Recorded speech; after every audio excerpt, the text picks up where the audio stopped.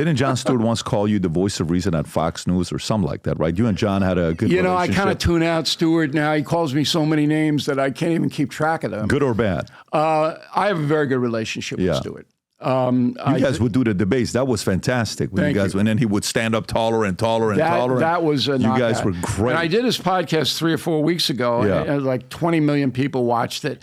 Because here we have a dynamic that's very rare in America. Stewart is a true believer on the left. He's a true liberal man. Yeah. Okay? And he's going to go to the grave that way. But he doesn't hate the opposition. Okay? So he can invite me on or vice versa, and we can have some laughs about what we're talking about, but the audience still gets where he's coming from and where I'm coming from. That is the perfect storm in the media. And that's why Stewart and I work together, because he doesn't have any malice at all. I can mock him, he can mock me, and I'm fine with it. Other people get defensive and they get this, they get that. And he's not a cheap shot artist. He will, with his 16 writers. I have no writers. I said, one time I said to him on his own show, I said, number one, all the studio audience, you bust in from Havana. I just want everybody to know they're all communists. And number two, you got 16 writers. I don't have any. And I'm kicking your butt tonight. That kind of stuff is his gold. And he rolls with it. Yeah. You see, that's the magic there. A question on you saying fighting corruption, right? One of the things you're fighting corruption. I try. Okay. What part? You said establishment earlier. There's certain people that don't think there's such a thing as an anti-establishment, establishment. What are you concerned with the biggest corruption we have in America today? I think the media is hurting the country in a profound way by presenting the quote news in an ideological way. And I think the debate was the best example of that, where you had 2 ABC correspondents locked and loaded on Trump, which they should have been, by the way. And they give Kamala Harris a complete pass. And that's dangerous. And then everybody, Kamala Harris won the debate. Nobody won the debate, by the way, because none of them put forth a cogent vision to help the folks in the future. Trump was far too defensive.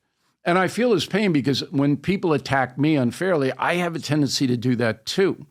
And when you do that, it's emotion takes over and your rational mind gets clouded. So no, I know what's happening, but that was so obvious. And I was surprised by Muir. I was surprised by him. I don't know him. I've never met him. But he doesn't come across to me as an ideologue, Muir. The other one, Lindsay Davis, does. You can see she's an ardent liberal. And there's nothing wrong with that. But if you're going to have an ardent liberal, then you should counter it with a traditional person. I don't think ABC has one in their whole staff. I don't think they have a traditional analyst. If they do, I don't know who that person is. But Muir surprised me a little bit. I thought Muir would be a little bit more measured and a little bit fairer in the way he presented his stuff. Again, fact-checking Trump is fine, but not fact-checking the opponent really is biased. Trump, should he do a third debate? I do a second debate. I don't count the first debate as Biden. Yeah. Yeah. I would do it. I said on my broadcast, and again, I want everybody to go to BillO'Reilly.com, watch the No Spin News, and we're on, our podcast is on we're gonna Apple put the link Plus, to all of that stuff below. Spotify, all of that. Yep. Yeah. Okay. So I suggested that Donald Trump do a second debate, but I don't think either candidate wants that now. Okay? And the reason I gave was historically based, as almost all of my analysis is. In 1984, Reagan debated Mondale. He got murdered the first debate. And I ran a clip where he looked befuddled and he looked old and and everybody went wild. Reagan's passed. He's too old. He can't do it. So he debates a second time. And he wipes Mondale out. He had all new people around him, including Roger Ailes. All new people. Reagan came in, couple of funny lines. I'm not going to hold my opponent's age and inexperience against him. Sick. Yeah. Boom, boom, boom. Yep. And then a week later, because that's how late the debate was, Reagan wins in a landslide. So I said, based on history, because I believe that Trump has a much stronger policy advantage over Harris-Biden. There's a 4-year track record.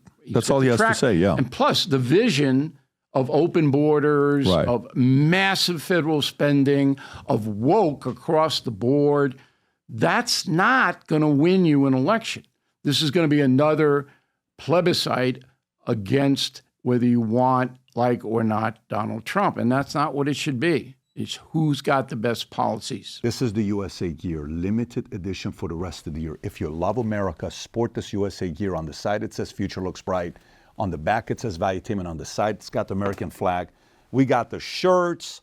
We got the flip-flops. These are the only flip-flops I wear when I'm at the house and walking the dogs. It feels amazing with the gel in it. So if you love America, if you believe the future looks bright, if you love Valuetainment, click on the link above or below. Go wear some of the gear and tag us because we share the pictures on the podcast all the time. So go to vtmerch.com and place your order. So if you like this clip and you want to watch another one, click right here. And if you want to watch the entire podcast, click right here.